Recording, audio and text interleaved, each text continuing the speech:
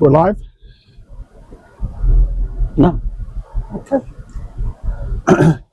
Well, welcome back to Got the Magnet Car Edition. We're trying to come up with a name for this. So if you have any suggestions, put them in chat. But for the first time, if you're here for the first time, my name is Joe, and I'm with my wife, Susan. Hello. Hello. And we are full-time travelers. And we've been in the past, and we've released some point of view driving videos where we just put the GoPro and pick up where we're going. We decided to add a little new element to it so you can get to know us better, where we actually talk during it and random conversations. It's sort of like a podcast with no guests and no direction whatsoever. So right now, and I will be quiet from time to time because safety is the primary concern.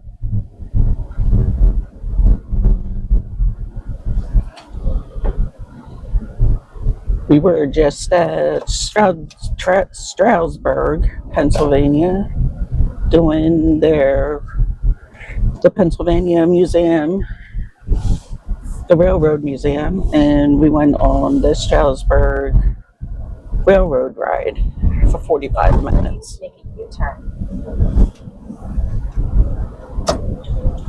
And at the railroad, Use the left lane to make a U-turn at Maybach Lane. Then turn left onto South Espenshade Road. museum, we saw some diesel engines, steam engines. At the light, turn left onto South Espenshade Road. Baggage cars, and caboose. Sorry about that. And one of the things you'll learn is we get lost a lot or misdirected. Apparently, I was supposed to make a right out of the parking lot, or excuse me, a left out of the parking lot, and I made a right. So we're turning around, headed in the right direction now. We're in Mount Joy, Pennsylvania, which is, what did it take us, about 20 minutes to get here from Strasburg? Something like that. Yeah. And we're on our way to Altoona. Spend a couple days. We're going to visit the Horseshoe Curve. We're going to see an Altoona Curve minor league baseball game. They're the AA affiliate of the Pittsburgh Pirates and the train museum. And this channel is not 100% trains. It's just that based on where we're going through a lot of really good train locations. We do a variety of different things, like this next weekend, over 4th of July weekend, we're going to see a NASCAR race in Chicago. Then we're going to do some rail bikes, some other things out in Iowa. And then we're going to head out to Denver to do a couple things. Turn left toward Harrisburg. So we do a variety of different things. We're just about to book another cruise. We have like 4 or 5 already booked, but I think we're going to take a cruise the beginning of next year. Use the left lane to turn toward Harrisburg. So we've been in the Philadelphia area for the past couple days. At a doctor's appointment, we had to give some blood tests. We needed to exchange some things at our storage locker. Needed to check in with the office. Even though I'm not working there full time, I am on as a consultant. So I pop in every once in a while just to say hello. Make sure they didn't forget about me. 21 miles. Continue straight.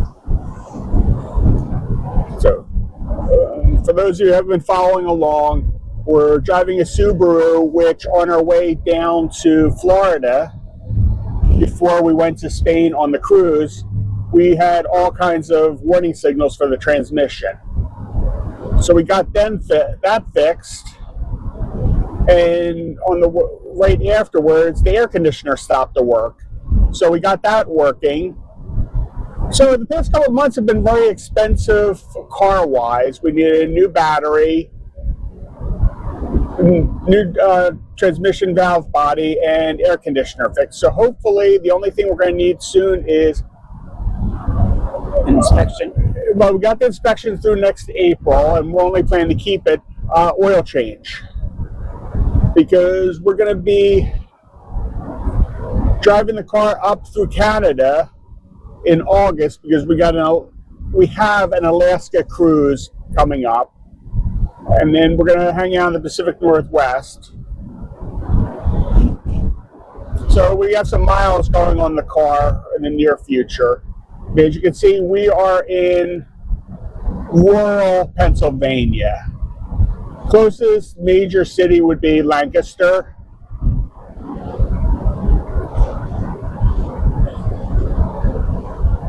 And then, like I said, we're heading to Altoona, which I believe is a distant suburb of Pittsburgh. We're going to get on the turnpike shortly. So, anything you want to discuss, though? So how did you like the museum? I like the museum. We didn't spend as much time as I would have liked there.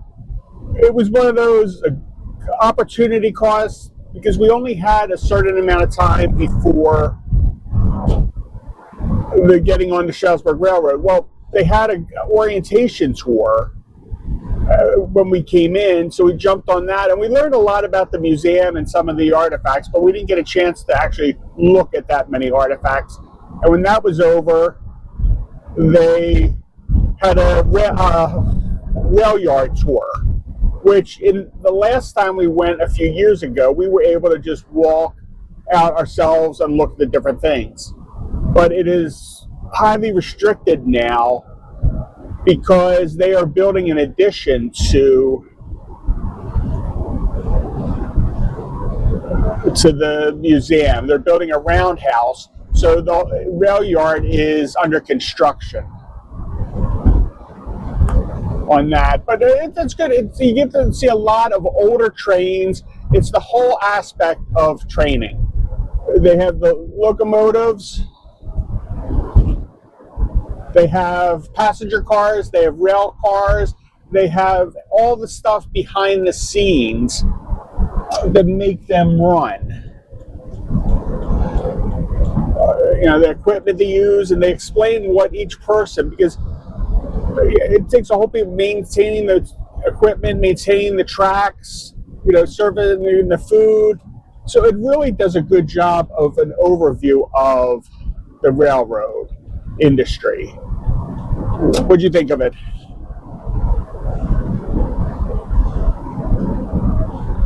I agree. That's because I'm always right. They also showed us like a real old refrigerator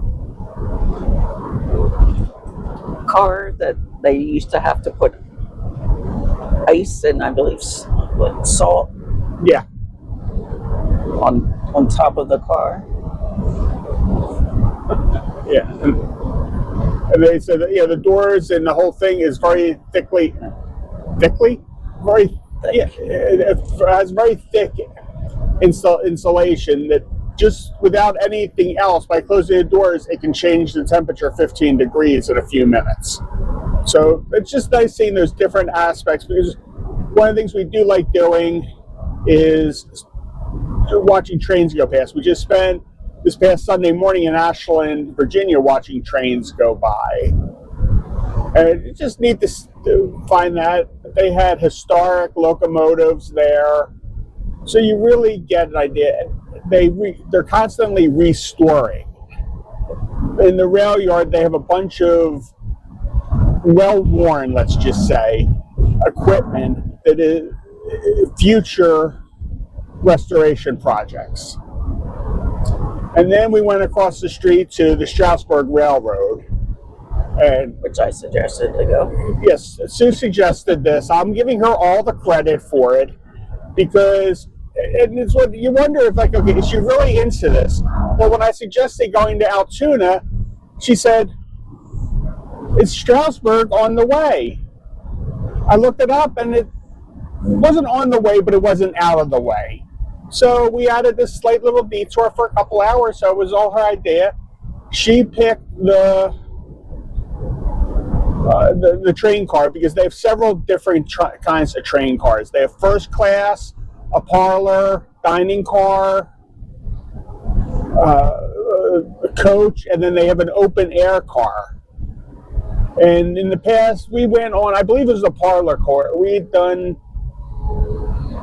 wine tasting. Was it about 2 years ago? And 23. In 2023.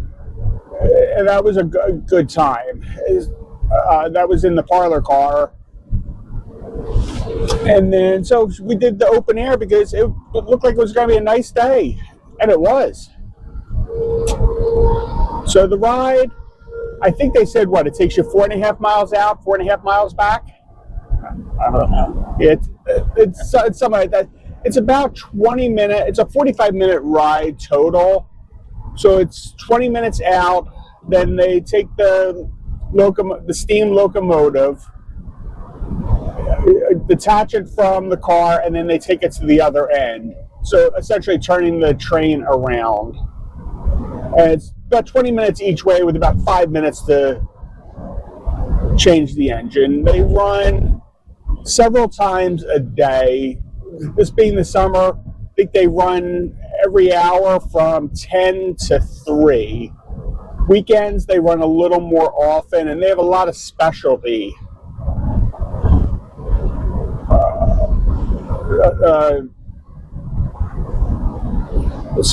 trips. Special events. Yeah, thank you. Like they have a murder mystery, and my joke is in 45 minutes, it doesn't give you much time for the murder mystery. It's pretty much somebody's dead. Okay, I did it. But they also, as I said, wine tasting, whiskey tasting.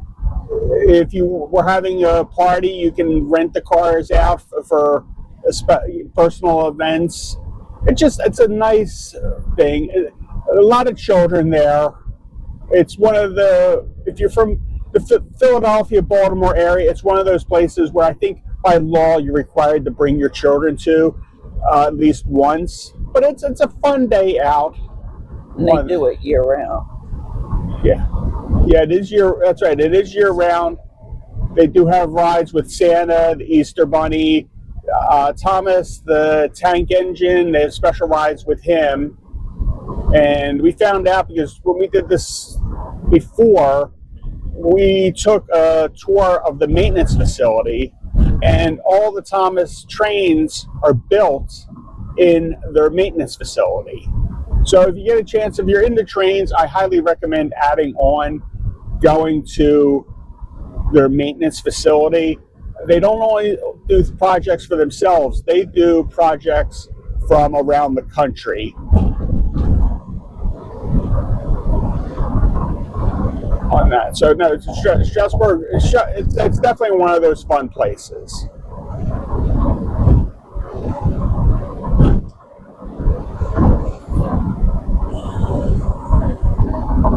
Right now we're just headed towards the turnpike.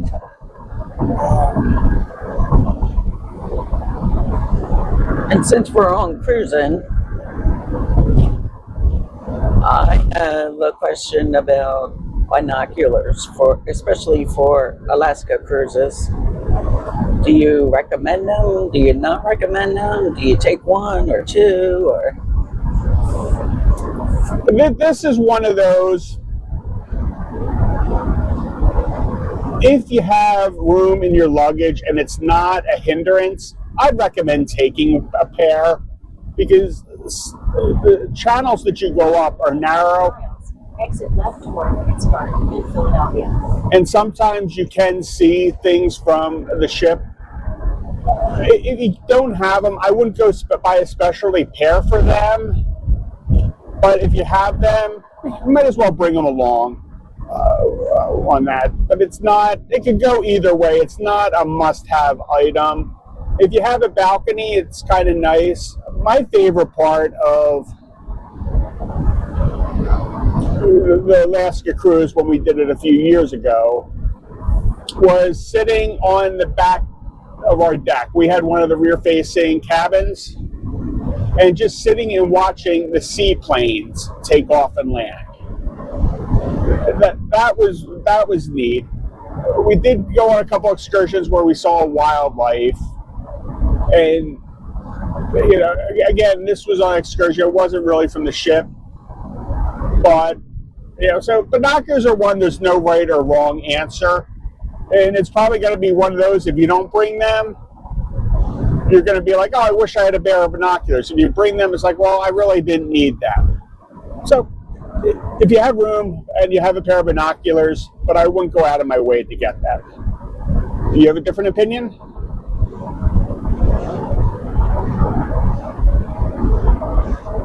I would bring them on no matter what.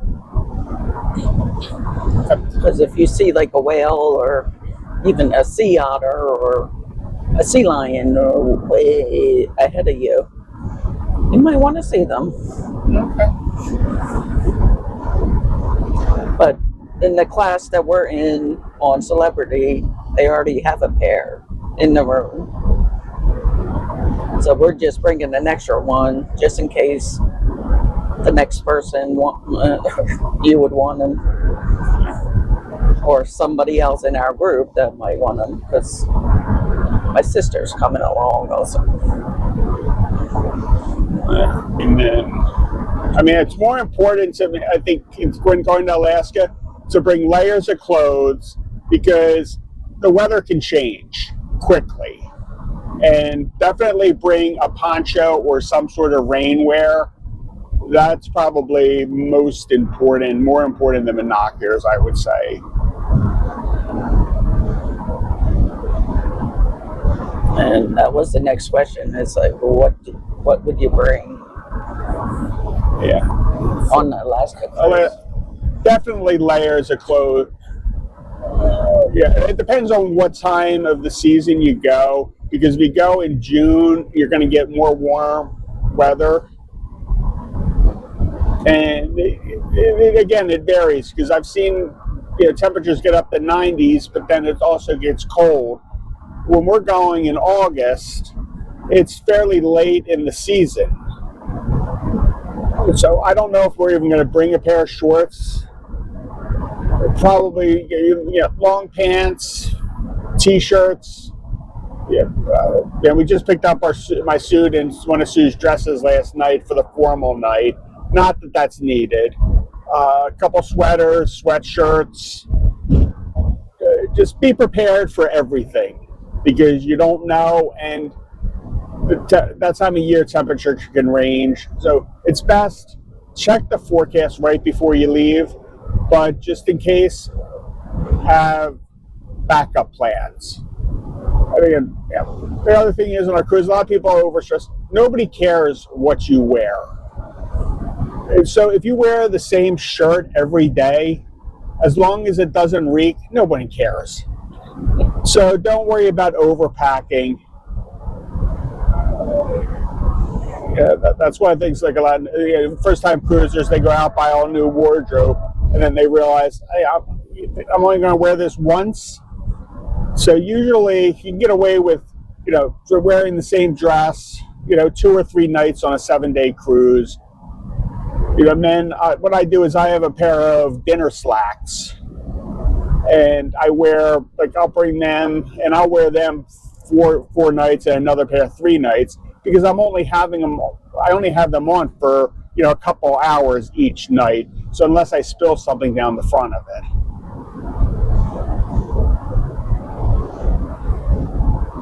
And a lot of people on Facebook also says that they're more lenient on Alaska cruises. Okay. That you don't really have to dress up if you don't want to. Yeah, and that's the way, we started cruising in 97, and they were a lot more strict. On the formal nights, you needed to wear a suit, dress, suits, something presentable. During the rest of the time, it was casual, business casual. For men, nice pair of long pants, collared shirts. That's everything. But lately, our last cruise, we saw a lot of people in shorts and t-shirts at the dining room on formal night.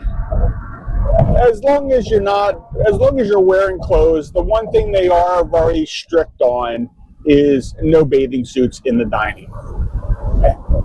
And you should be wearing shoes, at least flip-flops or something like that. So again, it's a lot more relaxed, and this will vary cruise line to cruise line. When we talk about cruising, it's the mass market cruises, your Carnivals, your Royal Caribbeans, Princess, NCL.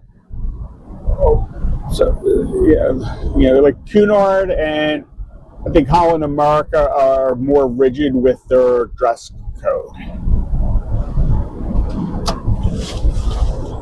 And it has made our life easier because on the last cruise, didn't bother bringing a suit. I think I brought a dress shirt and a tie just because I had them, but left the suit at home. I also, because we were traveling to Spain, we wanted to pack a little lighter. But since we're going to be driving to Vancouver to port, we picked up my suit. It is nice to dress up. You do feel good when you dress up. Got more questions? Or anything to add to that? Was there any excursions that you wanted to do or that you would like to do? Oh, I have no idea. On Alaska, I have no idea. I've pretty much left that up to you. We're doing a whale watching and bear search like we did the last time at the Icy Strait Point, and then we're doing a whitewater rafting to Mendenhall Glacier in Juneau, and Ketchikan is open, but I think we might go to do the lumberjack show. Yeah, I definitely want to do the lumberjack show, and we did that last time, and you can book it through the ship. Last time we had some time to kill. We walked past it. We were able to get tickets, and let me know if you agree with it was very corny, but it was a lot of fun. The next light, exit left. All right. Yeah, I enjoyed it, and even though it's staged, I think the competition is real because they seem to care whether they won or lost. So I don't know if there's any bonus money available, bragging rights, beer, but they did take that seriously with it. But again, it was a lot of fun. The one thing that we did last time that we're not going to do. Use the left lane to exit left toward Pittsburgh and Philadelphia. The one thing that we didn't do last time, or we did last time that we're not going to do this time, is the seaplane ride. And that's one of the ones with the floaters on there. Small plane, I think there were, 10, 12 of us in the plane. We went up about 5,000 feet, and I'm a little usually nervous about doing things. I should have been nervous for this because I was sitting next to the door, and the door was literally being kept closed with a bungee cord. But had a good time. Then we had to land in one of the fjords for the engine to cool down. So we're floating there in crystal clear water, and we could get out on the floaters and walk with no safety harness or anything. You could have fallen in, and hopefully you're a good swimmer. I actually walked to the far end. 6 west toward Pittsburgh. Far end of the platform, and it was really cool. So I don't think we're going to do that again this time. No, but if we do go back, I would love to do a helicopter ride with the dog sledding on snow. Okay, yep. So this would be a good time to remind you, if you haven't done so already, please like this video and subscribe to us so we can start making money from YouTube and get some sponsors. That way we can afford to go on some of these neat excursions. This one in here. I think if I do that, that's going to be probably my one and only. Exit 242 to merge onto I-76 West toward Pittsburgh. It'll be my one and only excursion I do, because it's like $1,000. And that's why we're not doing it this time. Yeah.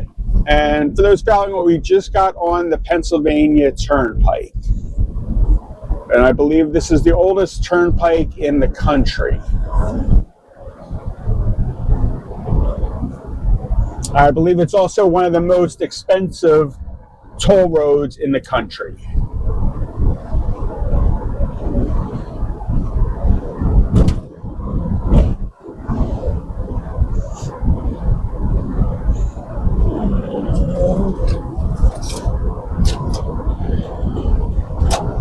About 102 miles. Continue straight. I don't know if you can see on the camera, but I believe that we're going over the Susquehanna River shortly. We're right near Harrisburg, Pennsylvania, the capital of Pennsylvania.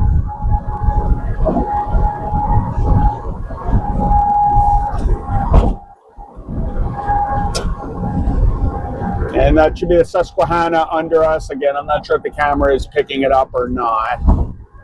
No. That's not, so you'll have to take my word for it. In the meantime, just enjoy the view of the guardrail.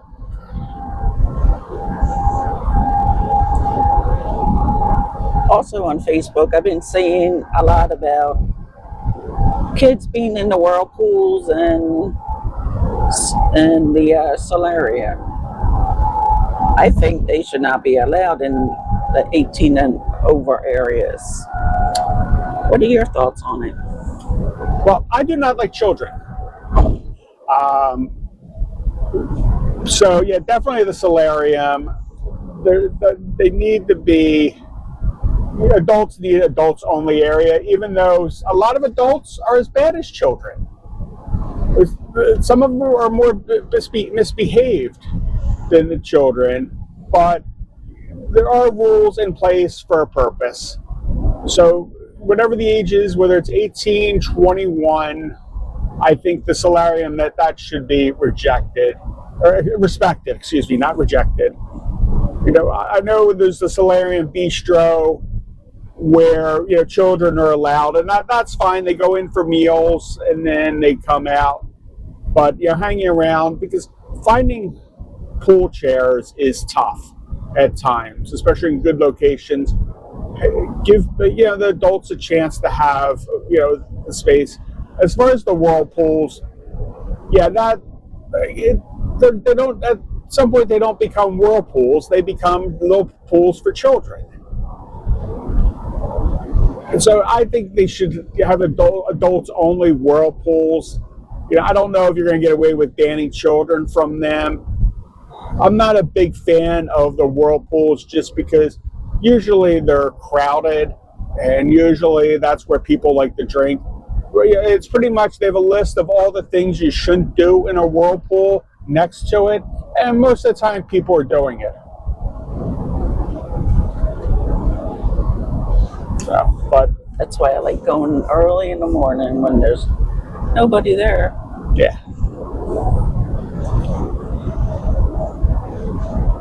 Yeah, that's, and then the people who come out at they wake up at 7 o'clock in the morning, they put their bags on the chair, and then they go back to sleep, and they come back 3-4 hours later. Yeah, that has to stop. Although it wasn't on a cruise, it was on during our Spain trip, and so I probably didn't even tell you about it. So these ladies came out early in the morning, before 8, before 8, and they put their towels on the chairs to save them. Well, about a half hour later, the housekeeping service comes to clean up the pool area. Well, they remove the towels. About 20 minutes later, another couple comes and they take over the chairs. So saving the chairs really didn't do them any good. So I got a little chuckle out of that. And I kept my mouth shut because it's none of my business. I was at the table working on editing a video, so I was just minding my own business. I just got a little chuckle out of it.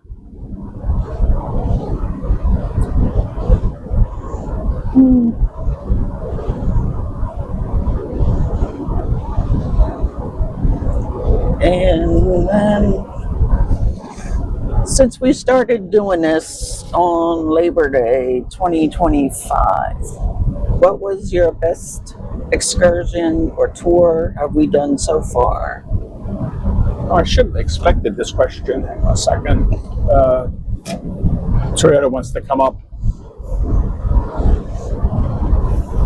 Just for reference, I'm doing 70 miles an hour. So guess how fast the Toyota is going? 100. Yeah. But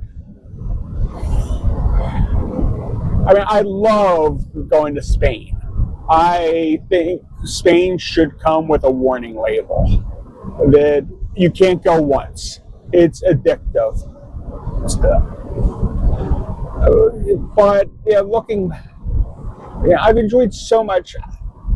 I think my favorite, like if I could only do one of these over again, was probably the train we took from Flagstaff, Arizona, Williams, Arizona to the Grand Canyon. I enjoyed that whole experience. But just so much, like I enjoyed the time. We spent almost a month at Disney off and on, went on some really good cruises. And I think one of my favorite moments from the cruise from this past year is we were driving through New Mexico, Arizona, with the cliffs and the rock formations all around, and the sun was hitting them just right. And like, we've seen all this in pictures, now we're experiencing, this is our life now. That, I think, I'll always remember that feeling of, yeah, we're getting to see all the things that we only saw on TV. And just, as great as video, as great as technology is these days, it doesn't take the place of being there. So, how about you? You should know this one. Oh, just being with me every moment of the day? No. Yeah, okay. While we were in Valencia, did the thermal spring. Oh, okay. Okay. It was not hot, but it wasn't too cold.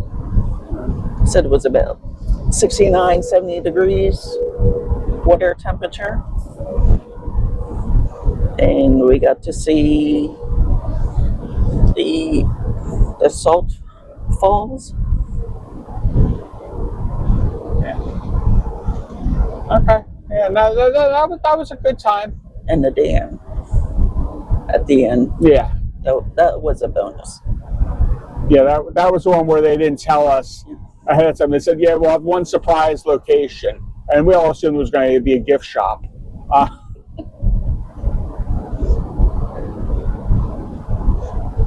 So, yeah, no, we'll definitely do more thermal springs. So, yeah, if you know of any good hot springs, thermal springs that we should be visiting, yeah, please put them in the chat. Over the next couple weeks, we're going to be in Iowa, Nebraska, Colorado, South Dakota, maybe North Dakota, Minnesota, and we do have something special planned for our anniversary in Minnesota, which is the end of July. And I did something creative. It's going to be our 32nd wedding anniversary, and hopefully not our last. But Minnesota is the 32nd state to join the Union. So I figured, hey, let's do it. Let's spend it in Minnesota. We were planning to be in that area anyway. So, and then I found a really nice hotel that, yeah, after we go there, we'll give all the details on it. But found something that meets a lot of our interest on that. I do need to. Originally, we were going to go to Road America for an endurance car race, but we decided that there were other things we'd rather do, so I had made hotel reservations, but I'm going to need to cancel them. And speaking of which, if you follow NASCAR, they just raced in the naval base at Coronado this past weekend. We originally had tickets and were planning to go, but once I started to look at the schedule and the logistics, we decided it didn't make sense to go out there. We would have had to either fly out there and rent a car or drive out there in about a week, and it just didn't make any sense. So we wound up selling the tickets. I think we made like $100 or something, so we didn't lose money on the deal. But watching on TV, it was bittersweet. It's like, yeah, I would have liked to have been there, but talk is they may be going back, so we may do it in the future. We are going to, NASCAR is returning to Chicagoland Speedway, and we are going there 4th of July weekend. And I think we're definitely going to Homestead in Miami. Yeah, we have tickets for Homestead in Miami. We have tickets for Las Vegas. So, yeah, those are two more after that. I think that's going to be it for NASCAR this year. We've already been to Daytona and Darlington. So that's a good representation on it. Eventually, we are going to try and get all the NASCAR tracks. I think at this point, we've probably been to about half of them, which it doesn't seem like it, but at some point, we've become NASCAR veterans. And yeah, still have to go to road course. Yeah. Yeah, so talk is NASCAR may go back to the Chicago street course next year. That's the one I would definitely like to check out. Yeah.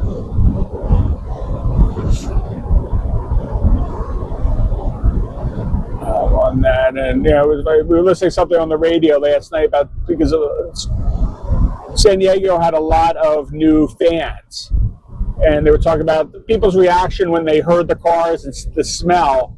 And it reminded me of, we went to Darlington.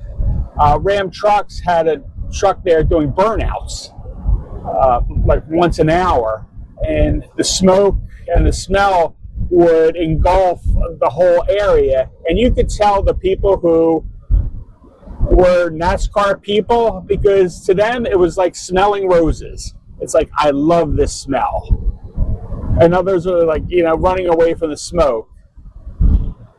And that's one of the videos I want to do shortly, is just talking about going to NASCAR events. And the saying is, if you want to watch a NASCAR event, TV does a great job. You have the in-car cameras, you have the pit reporters, you have the play-by-play, you can have instant replays, aerial shots, but there's nothing better than being there and experience it. When the cars start their engines and the whole place shakes, and that first time they come past at full throttle, it's like you still get goosebumps on it. So I definitely recommend checking out a NASCAR race. And one of the tips is, go to a Saturday race, whether it's the O'Reilly series or the Truck series, if you're not ready for the Cup commitment. Because Cup tickets are a lot more expensive, a lot more crowded, where the others, it's not as bad, and you really get a lot of the same experience. But odds are, once you go once, you will become addicted. It happened to us, right? Yes.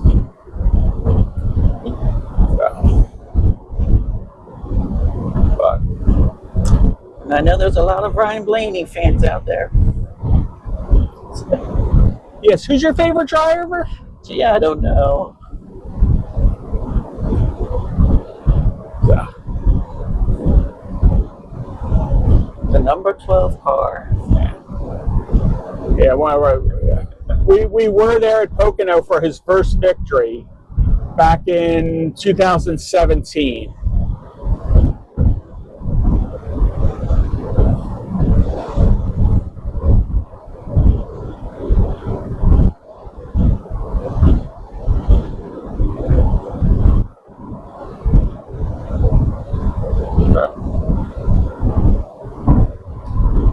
But we weren't there when he won the championship.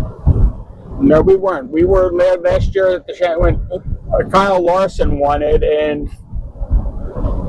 that was a fun weekend because you didn't know who was going to win anything until the very last minute.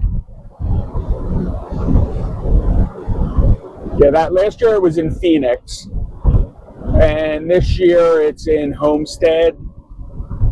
I know they've talked about moving it around. There's only several tracks that can really host it, just because in November, weather will play a part. Like, most people would love to see Kansas host it, but even in early fall, Kansas is a weird place. We were there a couple years ago, and we experienced all four seasons that weekend. It went from winter to spring to fall to summer, and the winds picked up.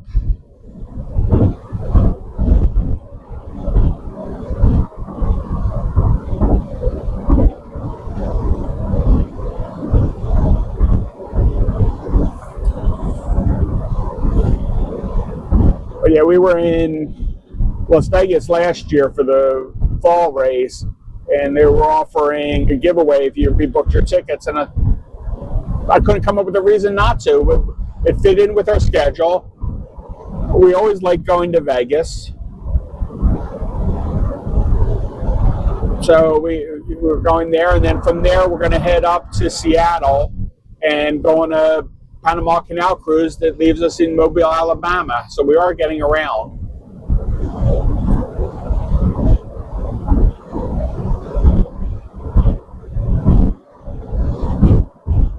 And one of the things that we are going to do in Las Vegas, and we've done this a couple of times in the past, there's something called dining in the dark, where you're either blindfolded or you're in a pitch black room and you don't know what you're eating. And you're just relying on your taste of or sense of taste. We did it in London about 2 years ago when we went, and then they had a similar event in Philadelphia where you were blindfolded, and it was a lot of fun, and we're definitely going to do that again. And you also use the sense of feeling also. Yeah. Because you had to figure out how to pour water in your glass. Yeah. And you had to use your finger to do that.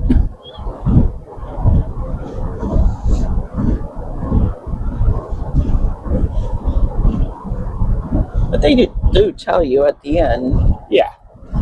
What you ate. Yeah, and they do have, if you're allergic to something or there's a certain foods you don't like, they will make modifications.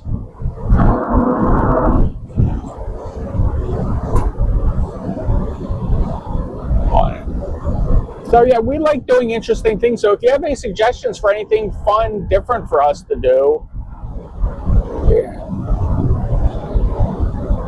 or any questions about full-time traveling. I mean, one of the things we have to do in the next couple months is we have to decide if we're going to become residents of South Dakota and look for health insurance, because we're on Sue's COBRA from our previous employer, but that it runs out the end of this year. So we're looking at different options for that.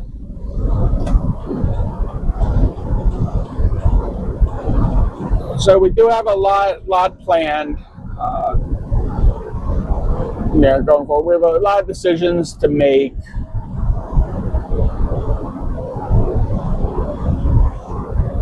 But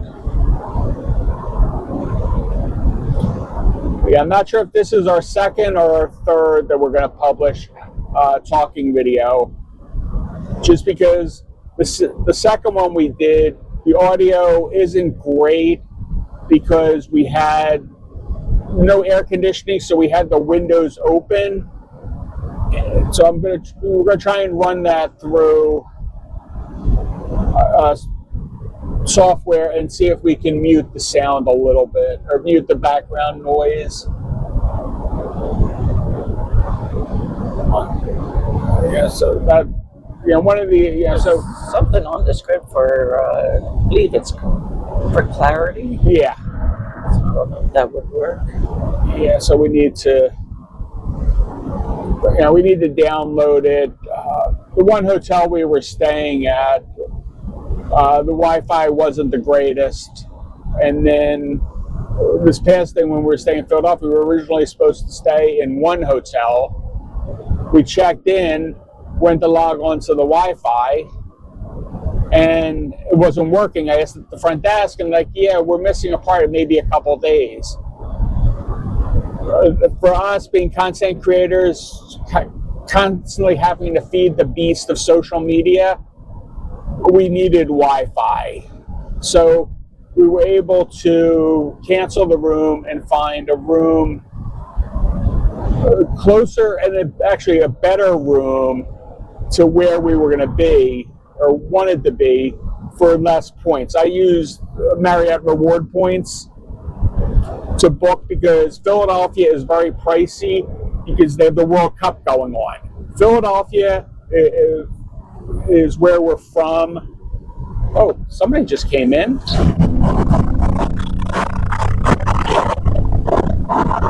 Sorry, we have a bug flying around inside the car. It was in my hair. Oh, it was in your hair. Yeah. Oh, Assuming it was from the ride. oh, okay. Looks like it might be like one of those lightning bugs.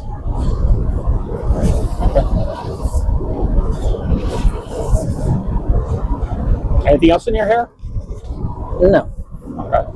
But yeah, Philadelphia is a happening place because with the 250th anniversary of the Declaration of Independence, which was written in Philadelphia, the World Cup is having, I believe, 6 matches here. The All-Star games here, all kinds of celebrations.